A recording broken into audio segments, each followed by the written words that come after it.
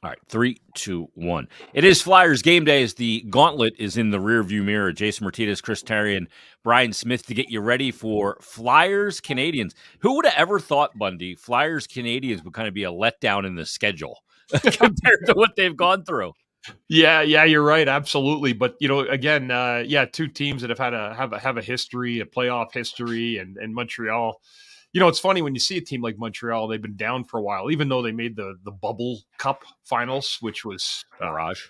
just that Canadian division. You get lucky and away you go, and then next year they're one of the worst teams in the league. Actually, they are. So they're another team that's trying to find their way. I don't think they obviously have not done it as fast as the Flyers.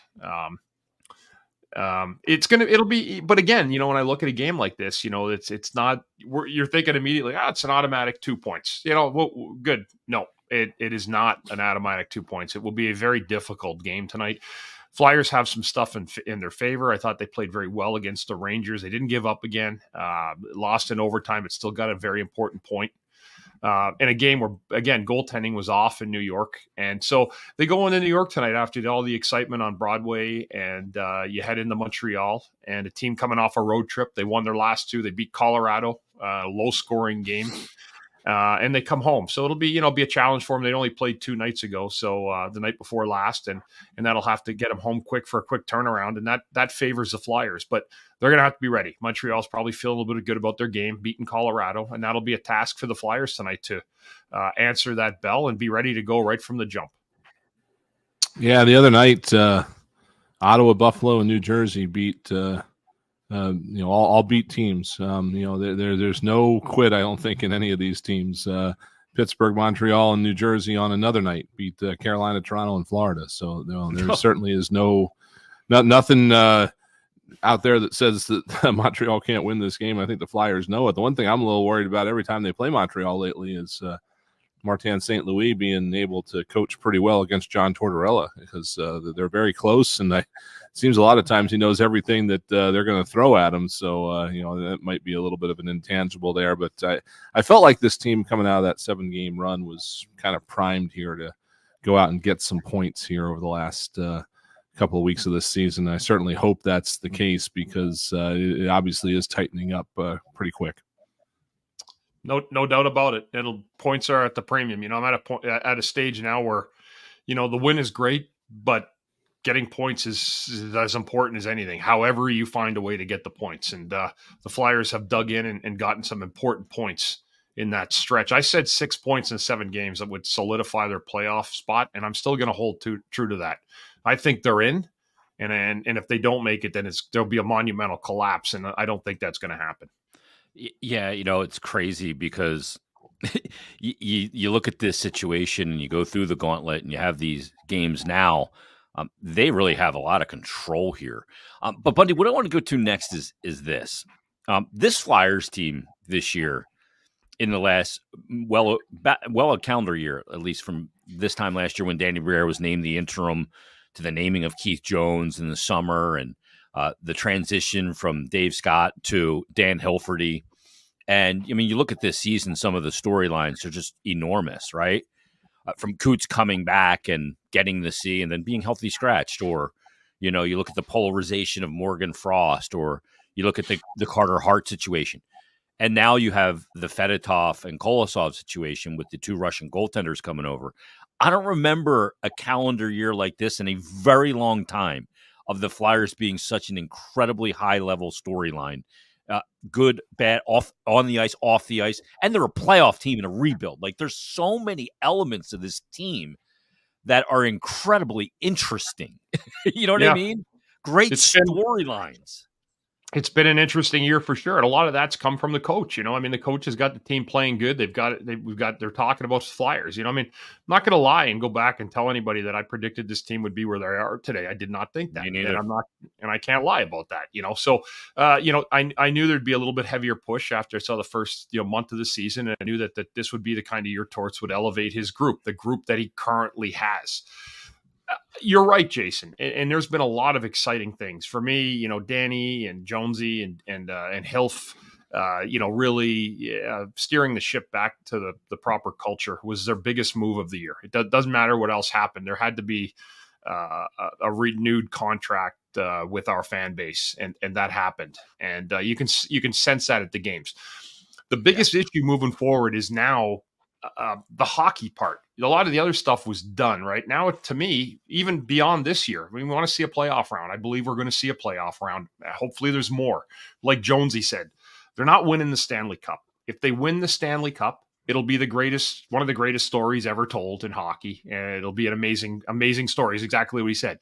But what they have to focus on is the future beyond this. And again, what does it look like next year? Because you could have the same guy back, you could have the same players, and just with the skill level that they have, guys outperforming expectations, doing great things, special things. They're going to have to find a way to reduplicate that next year. And I promise you, knowing this league and knowing the way this team has been built, this team and what it is, there's no guarantee that they're in the third spot in the Metro next year at this time. So that's why the development of the hockey piece, the players on the ice, that unit becomes so much more so than all the other things and the little intangibles you mentioned. It's exciting. You're right. When things happen, it becomes a little bit of a soap opera, and that kind of, garners people's interest. They, like Coots is a captain. Then he scratched. He said, Carter Hart. I mean, it's a whole story in and of itself, right? That goes so far beyond the blades on ice. I mean, the Russian goaltender, Bundy, was arrested after a workout and sent to like Siberia. Yeah, I know. And now he can come over. Right, and just letting them come over. So I mean, it's again, you're right. It's been like a movie. It's almost been like one of those like movies, like dodgeball. but like the hockey version of it. But you know what? It's good. Like we're talking about hockey. We're talking about things in Philadelphia, in late March that are hockey related, and I think it's great. I really do. And again too, there was a lot of sentiment when Danny was hired.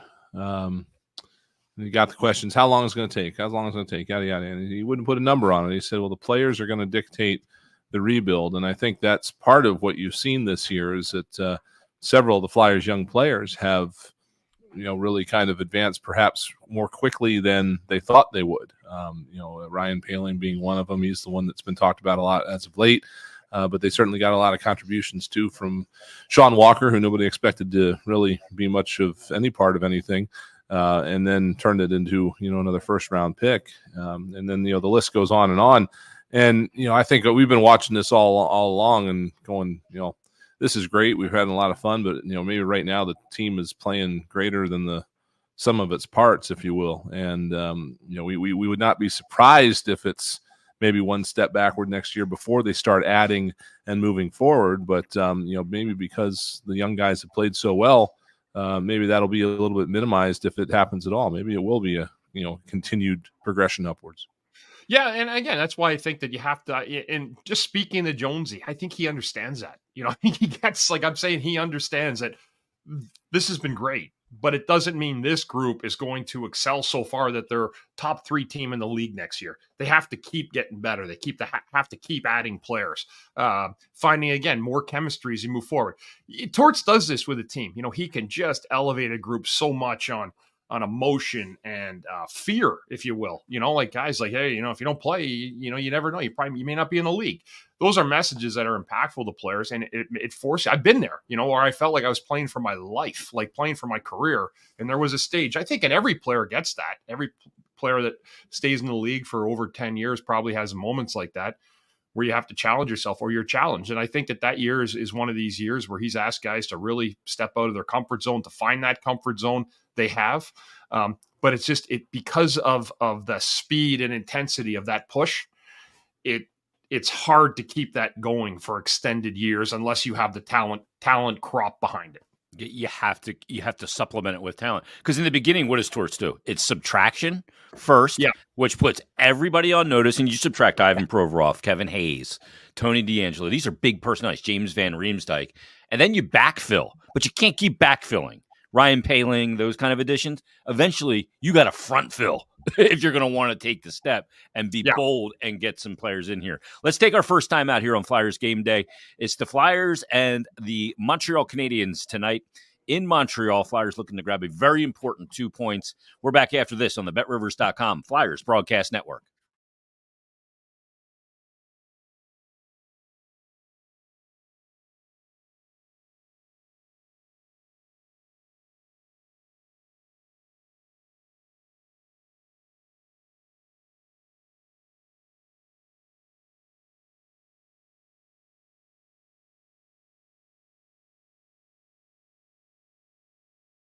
It is Flyers game day. Jason Martinez, Brian Smith, and Chris Terrian as we get ready for Flyers La Habitante. Bundy, you played in Montreal a bunch of times, and I remember being there in 2010 with you, as a matter of fact, for the conference finals, and just the game presentation there. The French, the buildings on top of you. There's a lot of just pomp and circumstance and history when you play against Montreal. What's your great Montreal memory? Oh man, I mean, there's been a lot. Obviously, going back to early in my career. I mean, certainly the first game I played in the Montreal Forum was, for me, growing up a Montreal fan, like the getting to the top of Mount Everest, and that was just just being in the Montreal Forum, like the suits and the building, the atmosphere. The Bell Center is a whole different building. I mean, it's a magnificent hockey temple. And it's a tough place to play. It's a huge, massive building. Fans are over top of you. But there's an excitement of playing in Montreal. Same as Toronto. I mean, you could say there's other Canadian cities, but there's nothing like playing in those two. And so you'll always get fired up through your engagement with the Canadian teams, because a lot of guys are from, Ontario or Ottawa or Toronto. And certainly they get their families and followings that'll go to the game in Montreal tonight. So it's an exciting time always to play in Montreal, and tonight will be a huge game again that presents itself to the team. I don't know if anybody will be looking at this other than me, but I feel like every time the Flyers play Montreal in the past couple of years, it's looking at Cam York versus Cole Caulfield, because that was the big controversy, was it not, back then when the Flyers took York while Caulfield was still on the board, and how's it going to play out? Who's going to be better? And as of right now, I don't know that I would change that deal. But I think a lot of that has to do with how Cam York has played this year. Certainly has been a huge leap ahead for him. But it's always fun to look at that little revisionist history, isn't it? Like what if? Yeah. So once or twice. I remember thinking, because they were both U.S. and National Team Development Program, and I remember hearing the whole thing being read off, and then I'm like, wait a minute, that's not the name I thought it was going to say. and then there you have it. But certainly Cole Caulfield is going to be a danger tonight, and he's sitting on a huge contract now.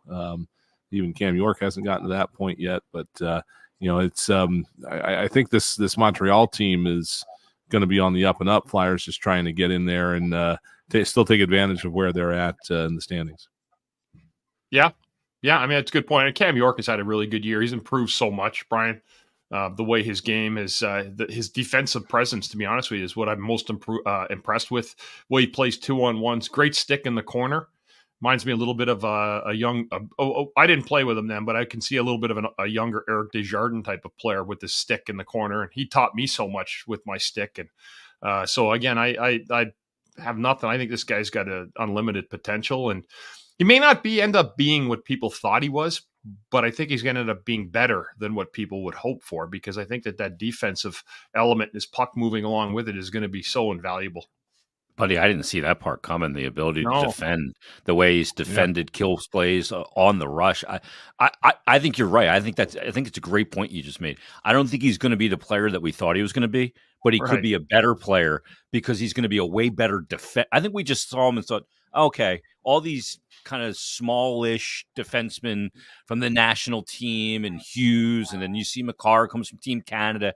We're just assuming that they're just going to be these offensive defensemen, but I don't think that's what York's going to be. And I will take a top pairing defenseman, and he may or may not be a top pairing defenseman long term. I don't know yet, but I'll take that over an undersized scoring winger who's got 20 goals this season. Every time I will. It's just more important. And he's learned, I think, also to accept what he may be capable of doing at the league. I came in to the Flyers. I played 1 year at 2 years, 3, but my second year at Providence, I mean, I had, I think, like 40 some points in 35 games. I was considered an offensive defenseman. And when I came into the league, like a Cam York, maybe different. I was a little older than him when I came in, but they thought I was an offensive guy. And I realized really quickly that I just wasn't going to be like I was in college at this level. So I evolved my game and became just a good skating defensive defenseman. So guys do, and I'm saying that I'm just relating to myself from my experience. Guys evolve their games, and if they can figure out quickly what'll work for them in the league, they can hang around for a long time. And I think Cam York's on pace to being a very, very good, solid top 4 defenseman for a long time. Bundy, he had 16 goals that year. Yeah. 16 and 25, 41 points in 36 games. I can understand why. You're a Norris candidate with that. Well, no, but what I'm saying is, you can do that. I mean, college hockey is excellent. Like, it's excellent hockey. And I was only a 19-year-old when that happened, when you look at it. So I'm just saying, but I was honest enough with myself to say, I can't just keep trying to come in here as like this guy going through guys and being a power play guy. It wasn't what I ended up being good at in the league. And I think we thought Cam York would be this really awesome, dynamic Sergei Zubov power play guy. And he's a calm guy, but it's not what I see as his forte. I see the other things as being better for him. Well, I'll change the subject here for a little bit, just because it's Montreal and circumstances you could say maybe are a little similar. But I want to take you back, Bundy, to the big trade. You mentioned Eric Desjardins, the day he comes over with John Leclerc and Gilbert Dion for Mark Recchi.